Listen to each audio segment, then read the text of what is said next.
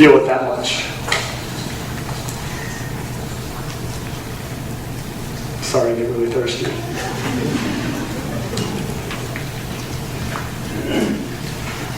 It's so cool, this is all see-through. Can't hide behind it. Now, there are certain reactions that we have that are, in a sense, automatic. If something is really funny, we laugh. If something makes us really happy, we smile. And I wrote in my notes, I'm smiling at you guys right now because I'm happy to see you guys, but I wasn't sure if I was smiling. But the point is, we also know along the same line, if something's really difficult, if something is really difficult to the point where you don't know what to do anymore, where you finally realize that you're not in control, what happens? What happens is that the inevitable reaction comes where you cry out for help. And there's two levels of this. You either cry out for help from your friends, from people, and I dare say that in this room, whether you know God or not, that all of us have cried out to God before. God, things are so hard right now. Can you make it different? Can you take this pain away from me? Can you make things easier for me? Or how about this? God, if you're real, then take this pain away from me. And I know I said that before. See, this is what's happening here. Job is becoming more and more confused, and he's realizing that there's some kind of gap. There's some kind of gap between him and God that makes it impossible for him to be right with God. And then in the truest reaction possible, something so profound happens when we hit chapter 9, verse 33. And this is what it says. For he is not a man, and Job is talking about God. For he is not a man as I am, that I might answer him, that we should come to trial together. There is no arbiter between us, who might lay his hand on us both. See, Job realizes when he's stripped of everything, in his helplessness, that what he needs between him and God is an arbiter. And another translation is mediator. For someone to help him on his behalf. I want you guys to catch the magnitude of this. Here Job is saying he doesn't know what to do because God is up above, and here he is as a man, just a man below. And he doesn't know how he's supposed to interact. And I think that's the problem that some of us have here. We know God is up there, and we know we're down here, and we know we're facing all these different struggles, but sometimes we're lost. We don't know what rules apply in our interactions with God. And what is this gap between us and God? It's sin. See, the thing we have to come to grips with is that the corruption of this world is because of sin. And sin is everything. Everything that falls short of God's perfection. See, the suffering we see in this world is because of sin. The suffering and pain in our lives is ultimately because of sin. Now, God has a plan to bring perfection. Perfection to this world, perfection to our lives. But it's not yet. Understand this. God is perfect. He's holy, He's blameless, and He's just. Honestly, everything that you would and should want God to be. But we live in a world that loves sin. And I am full of sin. So, do you guys see how things aren't matching up? So I don't have enough time to go into in-depth analysis of justice.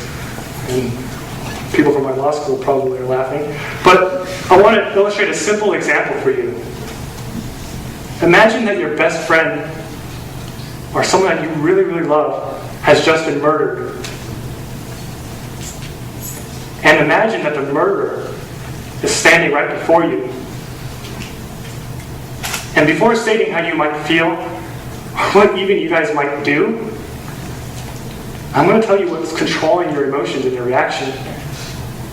It's an overwhelming sense for the need for justice. I bet that's not what you guys expected to hear. But that's the logic behind those emotions. Your concept of things not being fair, your feeling that you have the right to be angry, or even the right to have revenge, is It's because you have an inherent need, an inherent calling for something to address that injustice. Now that's an easy example for us to see because I'm taking something close to our own emotions.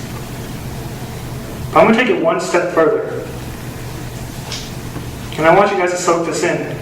Your sin, my sin, puts us before a holy, perfect, and just God as the murderer.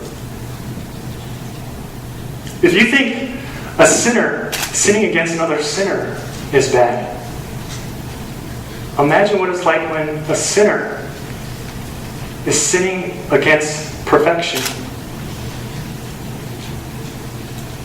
So your difference to the murderer is actually not that big. But your difference between you and an infinite and perfect and holy God is infinite.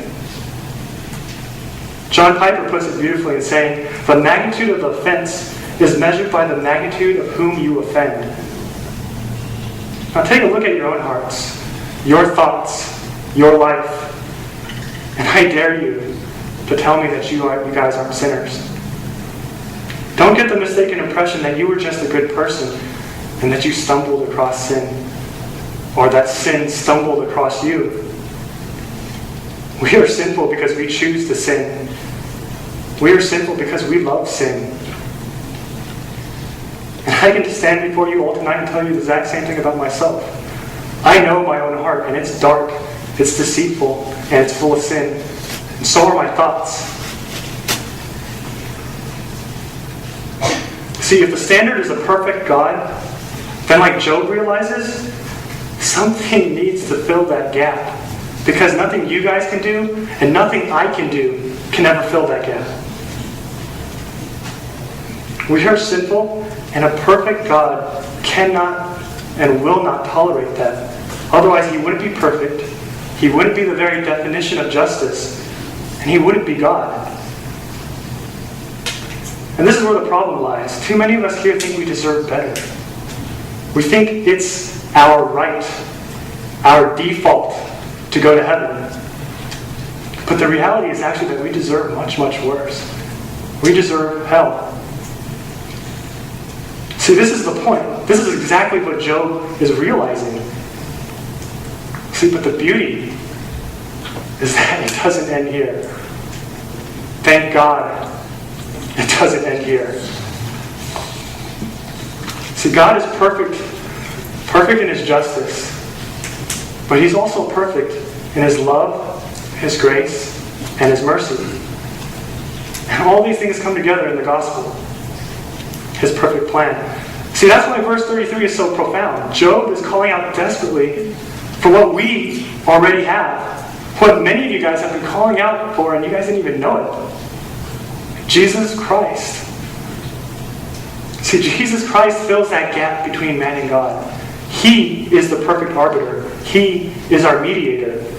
And He came as fully man and fully God, exactly as what Job was crying out for.